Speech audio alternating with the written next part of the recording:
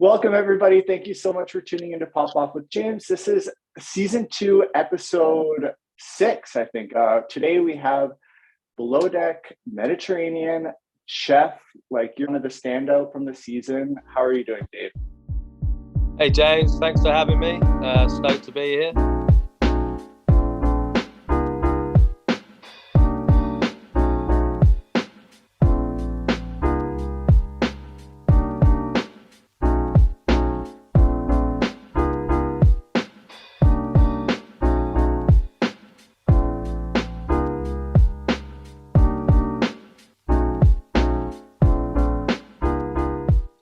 I'm good. Yeah, I'm doing really well, actually. I've kind of found a bit of a base in Florida now, in West Palm Beach, and I'm loving it here, loving the weather, and yeah, it's a great place to be.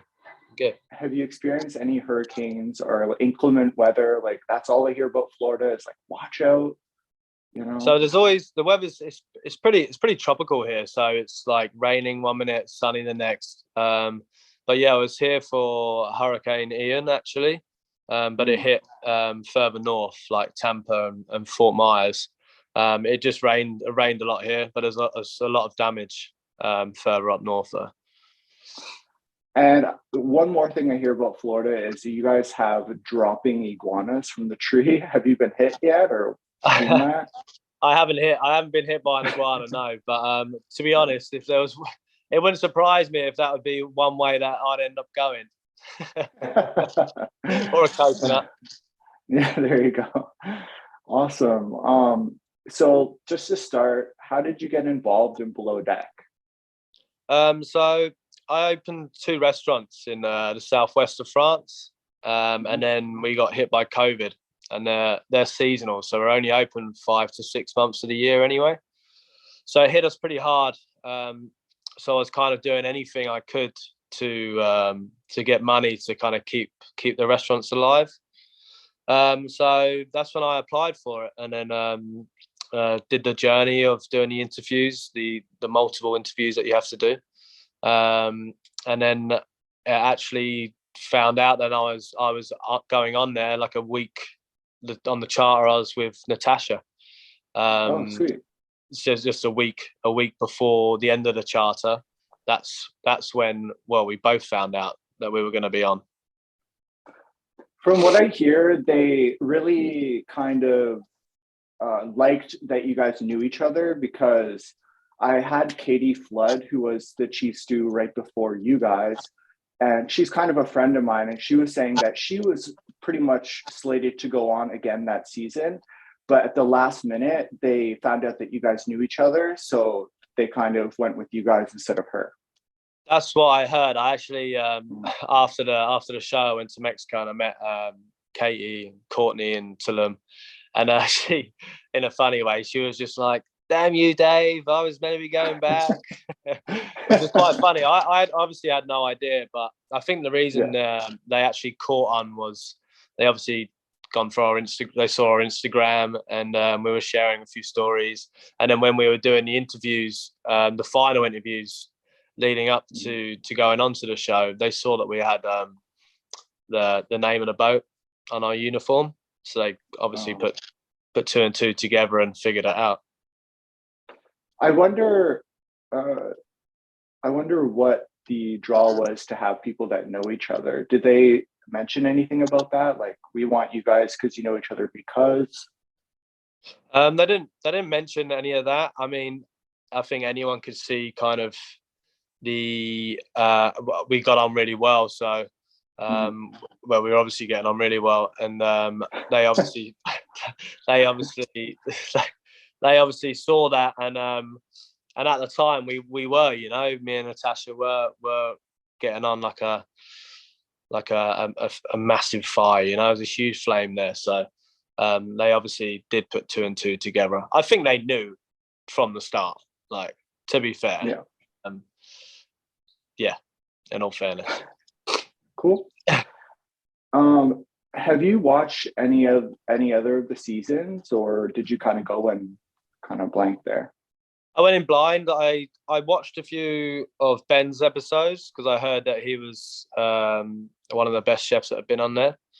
So I just watched a couple of episodes just to see the sort of food he was putting out. But prior to that, I hadn't watched any, and I've recently watched a few of Marcus's episodes as well. Because obviously I've been spending a lot of time with Marcus. He's a legend, good friend of mine now. So yeah, that's about it. Nice. I'm like, Marcus. Who's Marcus? You mean Marcos? Marcos, sorry, I just call him, Yeah. yeah. Yeah. My, No my terrible accent. I just call it whatever. Yeah. No worries. Um, and I was wondering, so when you go onto a reality TV show, obviously it's a yachting show, and obviously you're kind of going in like, okay, I got to cook my ass off. I got to create good dishes. I got to do blah, blah, blah. But on the other side of the coin, you're on a reality TV show. Like, are you going in thinking, okay, I got to have like a personality. I got to do this. I got to, you know what I mean? Have a storyline. Did you go in there with any of those intentions or? My main intention was to not ruin my reputation as a chef. That was my main intention. I knew, I mean, being in the galley by yourself anyway, it's hard enough as it is, especially on a 50-meter charter. So this going to cause enough drama as it is. So that was my main intention. And obviously with all the other drama I brought along with it, it made it a lot more difficult.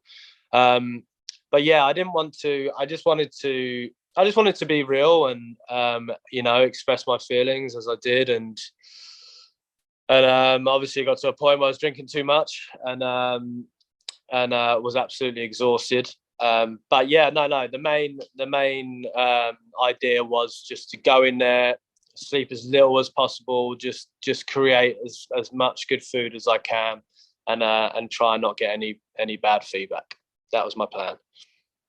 So would you say those were kind of the reservations that you had going into Below Deck was just mainly you don't want to ruin your reputation, you want to keep working in the field kind of thing? That was it. Yeah, it was. I wanted to try and get a platform as well, and I really want to try and raise a lot of awareness for mental health. So that was kind of part of the plan. And look, I love cooking. It's my life. It's my passion. So I enjoy it so much, and I love being under pressure, and I love the intensity of it, the fight, almost the fear of what you get from it, if people are going to like your food. So I thrive off it anyway. I kind of do wish they showed more of the food. I wish they did Yeah. kind of utilize that a bit more. Um, but yeah, I mean, I kind of feel like in being in the galley there's so much drama anyway. It's such a small space, especially that galley. Yeah. It was so small. It was tough. Even the fridge space, like I had one worktop. It was crazy. Yeah. I guess you used to working in those conditions or? Yeah, I normally have a bigger galley with more equipment. I've worked in galleys in the same size where you've got a rationale oven, which is like a self-cleaning, steaming. You can set it to whatever you want it to do, which has helped so much. For example, you could steam some vegetables and you wouldn't have to worry about, it sounds silly, but you wouldn't have to worry about putting a pan of boiling water on the stove and draining it. It's just a case of traying it up ready and save space and straight out the steamer, refresh it. So make just a few things like that makes a huge difference. Baking bread or if you're steaming bao buns or making dumplings, it enables you to do so much more. So the equipment was a big issue. I brought my own equipment. I brought my own sous vide machine, my own vat pack machine. Got them to buy me a Thermomix. Like it was, yeah. I mean, it's hard to if you don't have the right equipment. I mean, it's hard enough when the boat's rocking anyway, especially when stabilizers go. If you don't Yeah. have all the right equipment, then yeah, it becomes difficult. And one thing I was thinking about is, you know how I don't know because I guess you haven't seen most of the other chefs on the show, but a lot of the other chefs they were, especially the one before you on Below Deck, or maybe two chefs before you.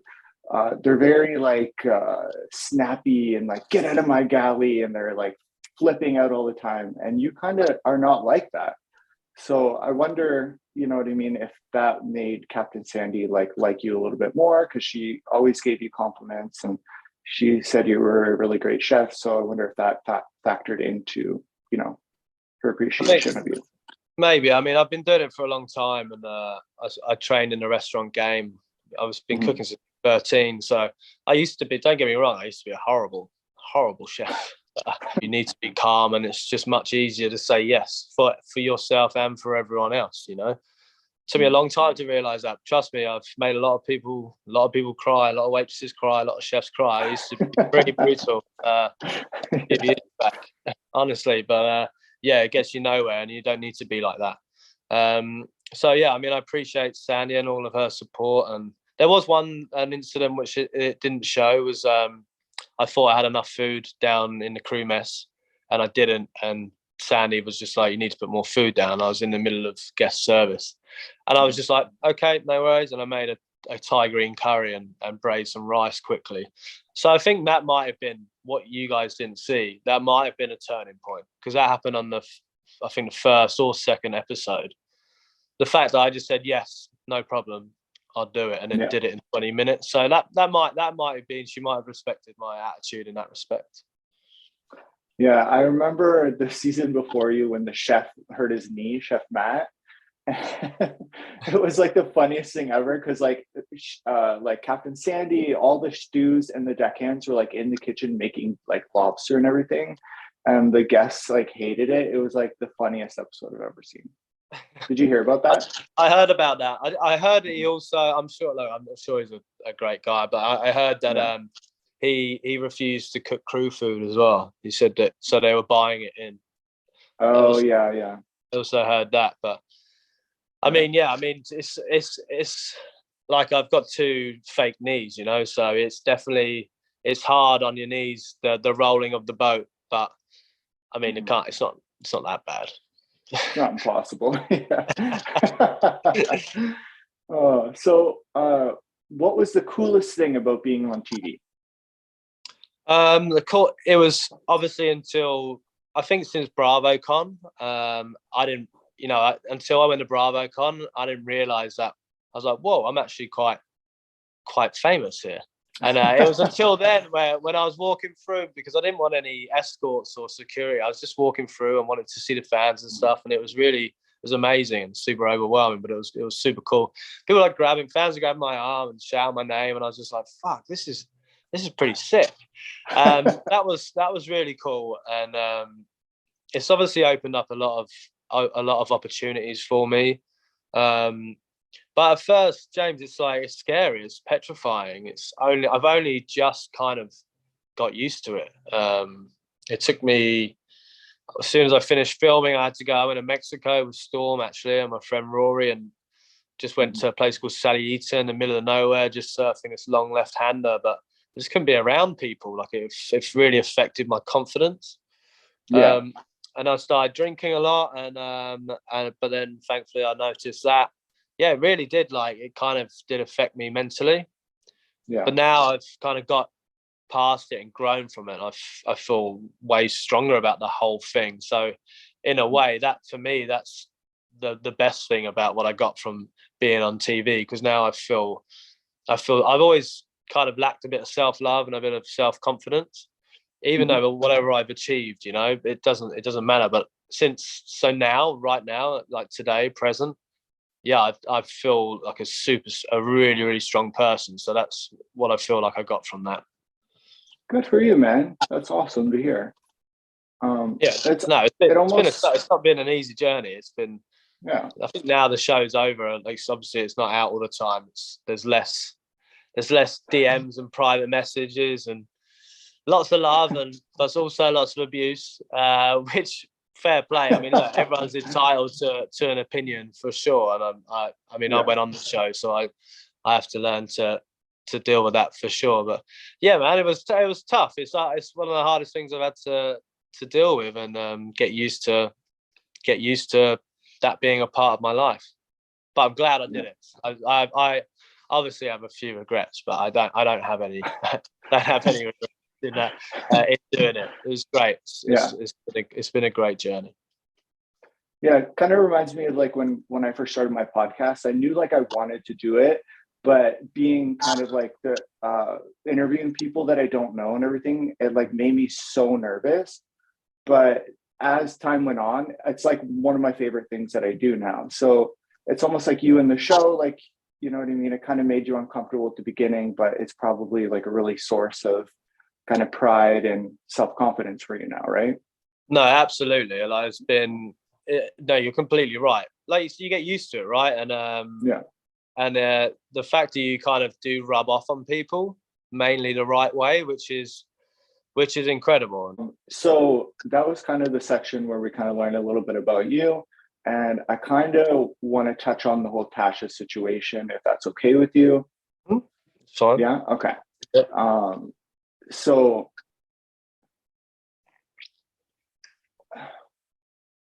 do you kind of like, what do you think about everybody kind of turning on Tash a little bit? Like, you know, forget all like the hate and the abuse that she gets. I know that's terrible, but there's a lot of like people have like a negative opinion about her on the show, like, and it's so strong. It's like it's weird, like you don't know her, right?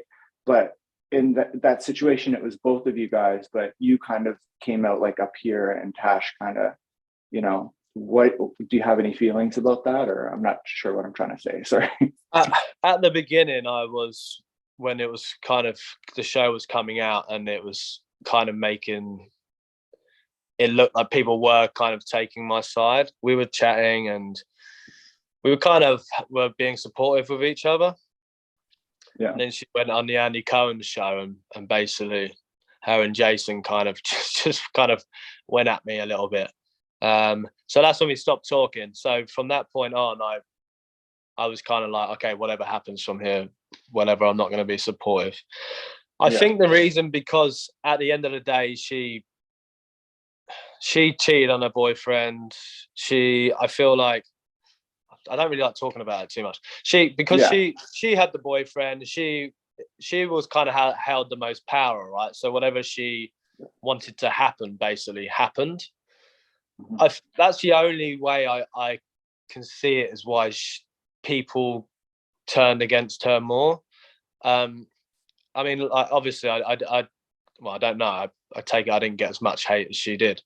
But the first few episodes weren't good for me. I mean, let's face it.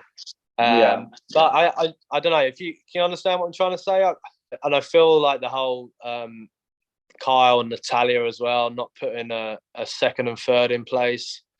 I think that was really bad for her. Because being on the outside now, you kind of see how like Natalia was kind of left out in that sense. And then until Courtney came on, and they found this bond, which was awesome.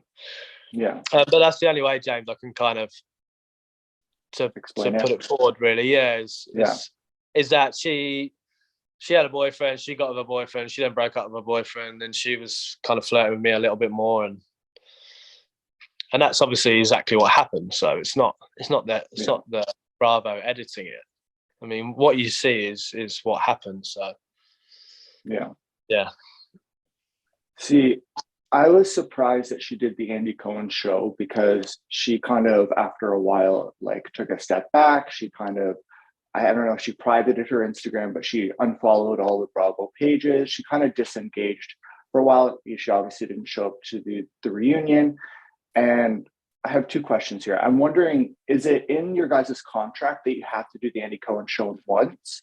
And I think maybe people, if she would have kind of took it on head first and kind of addressed everything and kind of was like, oh, I fucked up, do you think maybe the kind of hate that she got wouldn't be that to that extent?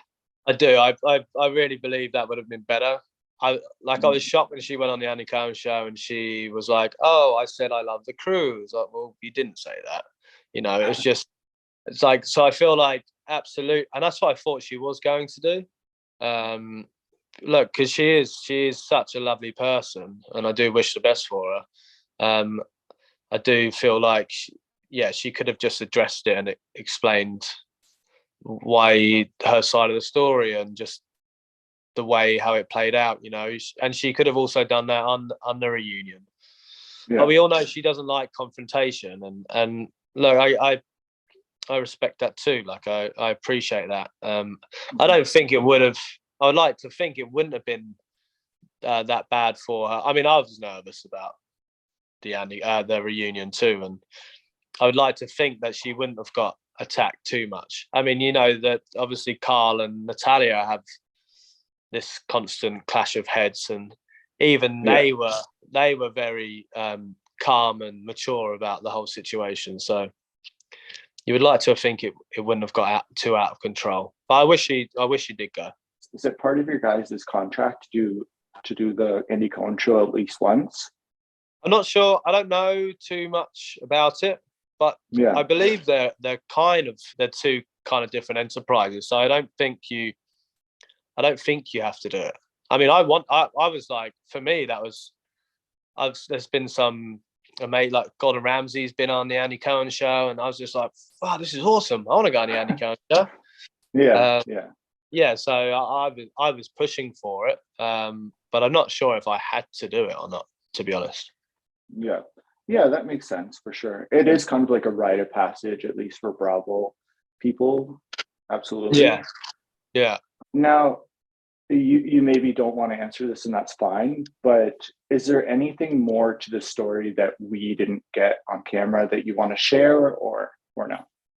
Between me and Natasha? Yeah. Like, is there anything that you want the public to know that maybe they didn't know, that kind of thing?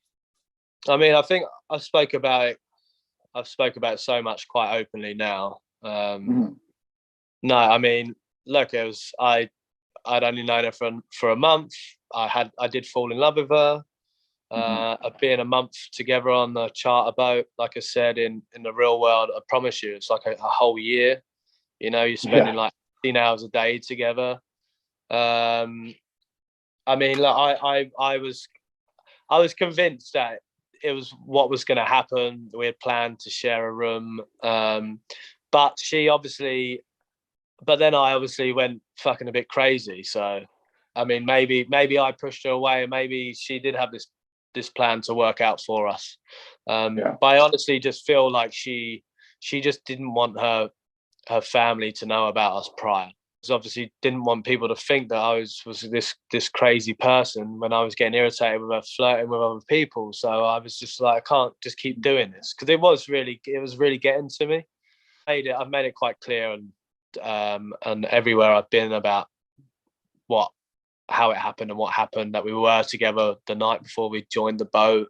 Like, so yeah, I mean, like I said, I wish her all the best, and I still think she's an incredible person, and I hope she's in a good place right now. Yeah, I mean, when you guys are on the boat, you guys can't escape each other, you know what I mean? So you didn't really have a place to like go home and escape kind of your feelings or being around her. So it's kind of almost understandable kind of how you got to where you got to, in a way. And I think that on her side, it's none of us have been in that position on a yacht, on a TV show, blah blah blah. So we can't really judge her position. We can be like, oh, like I would have done it this way, I would have done it that way, but we don't really know because we're not in that position, right? So exactly. I don't like boiling someone down to like one of their situations in their life. You know what I mean? So she's probably a good person at everything, you know. Oh, absolutely, and it was an intense, like, cut the month before even we were on charter for a month for a bunch of Russians, and it was intense. We had one day off, and then we to go back, grab our stuff, and then fly to Malta. You know, so it was a crazy, almost 3 months. So I mean, both of us, we were already exhausted when we went on there. But I feel like if you tell yourself so many, for example, white lies, you eventually start to believe it anyway, and you forget what you've said, right? So yeah, especially in a scenario where, like you said, you can't escape. For me, luckily, the producers let me. I went for a run every day we dropped off. I went for a run. Went for like a 15K run, so it was a huge release for me after those first terrible episodes, and that that made a huge difference for me. Were you ever thinking maybe it's better for me to just leave the boat right now before things get worse? Packed my bags twice. I tried Oh, to you leave. did? Yeah, I tried to Oh, leave. And then Sandy talked me out of it, and Nadine talked me out of it the second time. oh. Yeah, so I was just like, this is too much. I can't I can't deal with this. And what's the point for my mental health? Yeah. Because I wanted to get answers from Natasha. I just wanted to know like where I stood. Yeah. That's why I was messaging so much, because I couldn't get a word out of her. I was trying to talk to her so much, and it just always got palmed off, you know. So yeah, that was the most frustrating thing, just not knowing where you stand. And then the only time you really got a chance is when you're kind of on a night out, consumption of lots of alcohol, and then it only ends one way. Like 9 times out of 10, crying. Oh. It's hard to. I like to express myself, and I felt like I could never do it. Yeah. Yeah, and that's why I was constantly texting, I guess. Yeah, and it's hard to have those intense feelings for someone and have them reciprocated, and then just all of a sudden it drop off, and you're kind of wondering what's going on. Like it's kind of like, kind of is really kind of bad, right? It's a bad Yeah, feeling. So yeah. absolutely. I was so consumed by it all. Mhm.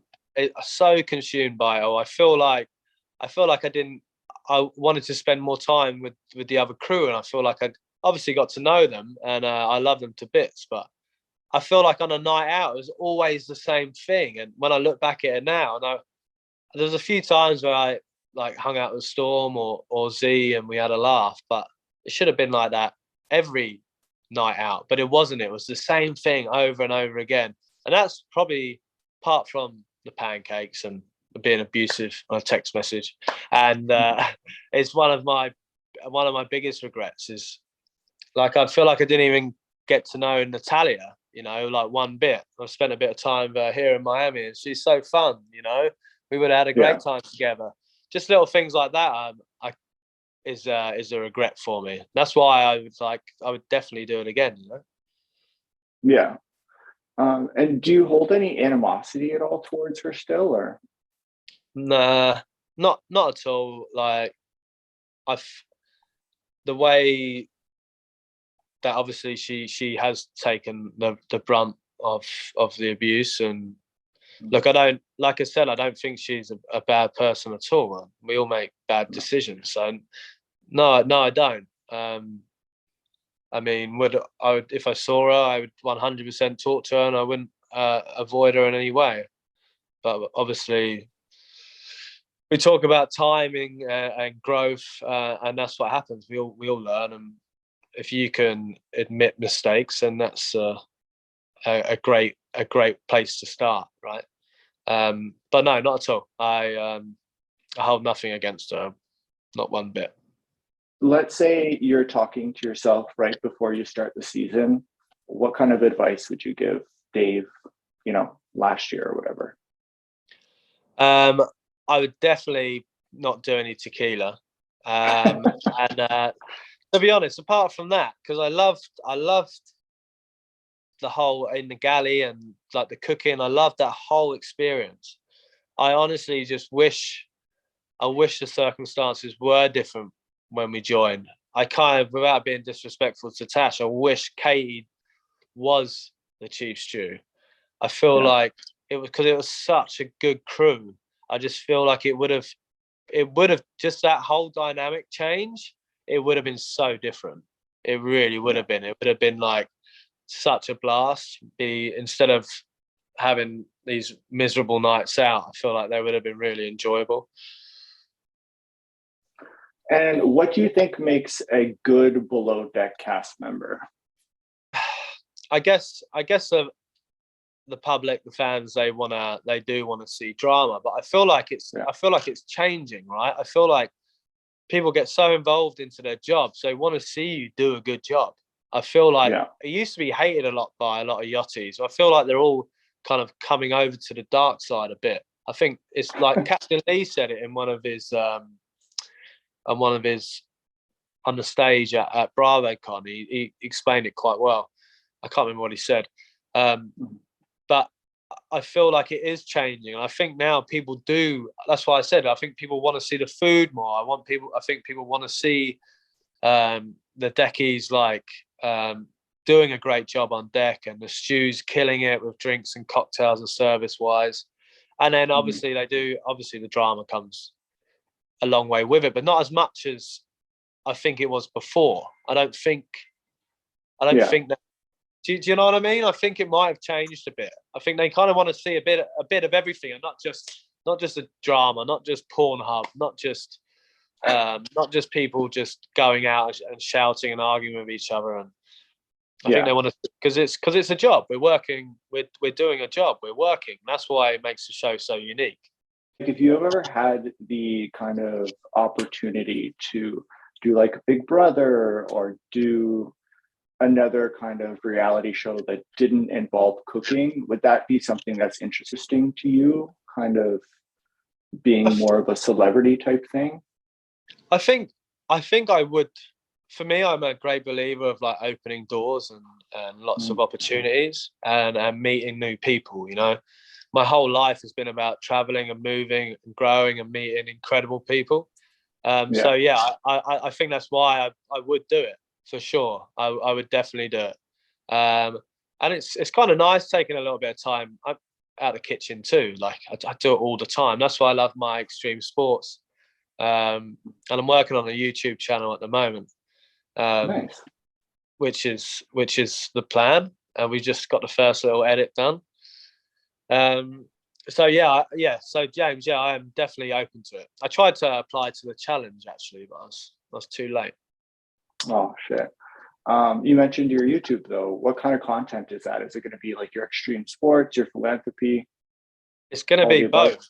It's going to be all of the above. Like it's going to be called Kitchen Carnage, and it's all of the above in one movie, one film, one series. The idea I want to get across is no matter where you are, what situation you're in, you can always prepare good food, no matter how little time you have. You just have to want to do it, you know, and not make an excuse. So if you're jumping out of an airplane, if I can jump out of an airplane and make a ceviche in 1 minute, then you can make it in your house in 10 minutes.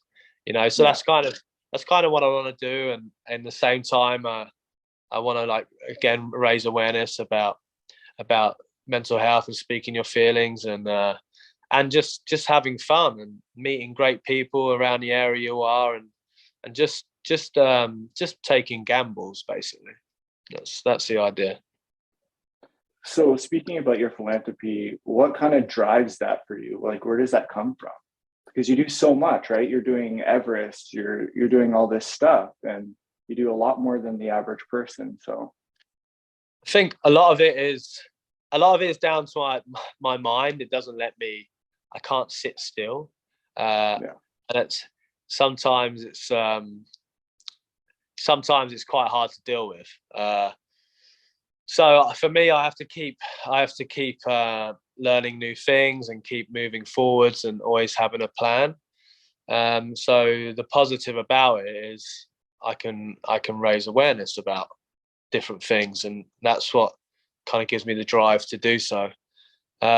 The Everest thing for me it's huge because obviously I did it a few years back on the north side and was like 800 feet away from summit, and I got an injury. So to go back again is massive for me because I feel like Everest?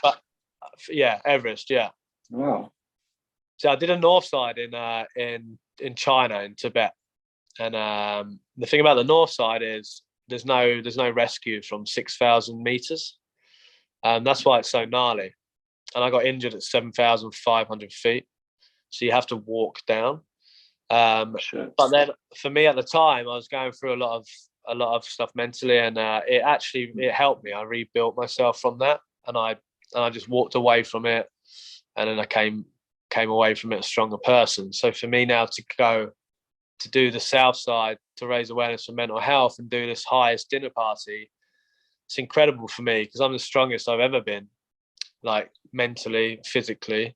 So this gives me an opportunity with my platform as well now to really show people, you know, nothing is impossible, and you kind of can get from the darkness and into the light. So when you're doing the mountain, do you have like somebody behind you that like a Sherpa? I don't know what they call them. Yeah, so we Or have a Sherpa. It's changed a lot now. When I did it in 2019, yeah, in 2019. 2019, you only had to have one Sherpa between two, but they've Yeah. changed it now. So you have to have like 5 oxygen bottles. You have to have a one-on-one Sherpa. So it's got more expensive. It was already super expensive, but it's even more expensive now. Yeah. So yeah, it's not. I'm trying to get investment from certain companies, but I've got Chefworks. I don't know if you heard of them. A huge No. kitchen company, and they basically make all the best chef jackets, chef aprons, and they're on board, and we're going to do a documentary together. And so their new line of chef jackets are made out of 17 recycled plastic bottles, and Oh wow. they're like it's like a sports jersey. That's what it feels like. They're super comfortable, and to being in a hot kitchen, and obviously the way you're moving all the time, they're incredible. So I'm hoping for a little bit of investment from them for that. They're incredible. They're so light. Yeah, it's awesome, and you can roll the sleeves up as well. I like to roll the sleeves up. Nice. What are your goals in life? Like, do you have any businesses, like any kind of products that you want to, because that would be like a really good thing to fund kind of what you need to fund, right? Is creating a business, you know, creating your own chef jackets or a set of knives or, you know, that kind of thing, or opening a restaurant, that kind of thing. So the game, I did look at it at the beginning while the show was on, to doing my own knives. To be honest, it's just such a big investment in the beginning Yeah. because I do so much. I spend so much money; it's ridiculous. Yeah, I honestly, I move around and the stuff I do, the sports I do, it just costs so much money. So I don't have many savings, but that's what I did want to do. But then instead, I started reaching out to these other brands to see what we could do together. I'm creating a recipe book as well as this YouTube channel. It's going to be called Salted, so I'm working on that. And I want to open a restaurant in Florida. So it's all going to happen soon. It's projects that I'm working on. But the main thing right now is the Everest expedition. But when I get down from there, and to be honest with you, James, once I do this Everest, I want a family. So getting old now. So there's all these things. There's a lot going on, but yeah, that's also on the list if it ever works out. How old are you, if you don't mind me asking? 35. 35. Okay. Yeah, I think you're good. Like you still got like, you know, a while. You're good. Yeah, I've still got a few years for sure. Yeah, no, absolutely. Yeah. Get Everest done, and then I want to open a restaurant. I feel like the food's the same everywhere in Florida. Obviously, there's lots of good restaurants in Miami now, up and coming, but around like Jupiter Bay and West Palm, it's just all the same. So I'd love to open a restaurant here and do a good brunch place, and then a good evening dining place with my style of food. That's the plan. You could also do Cameo, you know, that would bring in some money for you. I do Cameo a little bit. I'm just not very good. Just not good at advertising it. Not like Kyle. Kyle's all over it. No, he's like, I don't have that. But I do a few. I do a few Cameo messages, which is great. Puts a little bit of money in the pocket. But like, I mean, I'm working. I have a lot of high profile clients here in Florida that I cook for. And obviously I need to train as much as I can for the trip. So I'm busy anyway, that's for sure. Okay, well, if any followers are any women who want to get with you, just send him a DM. If you want some kids, he's ready. There you go. I'll cross my fingers for you, bro. To be honest, I've just started seeing someone, and I'm not sure if she wants kids, but yeah. she's actually really cool. So, congratulations. No, she's super understanding, and we're kind of on the same path, and yeah, she's just really easy to be around. So, nice, congratulations. It's just great. Sweet. So, do you have anything else that you kind of want to address or bring up?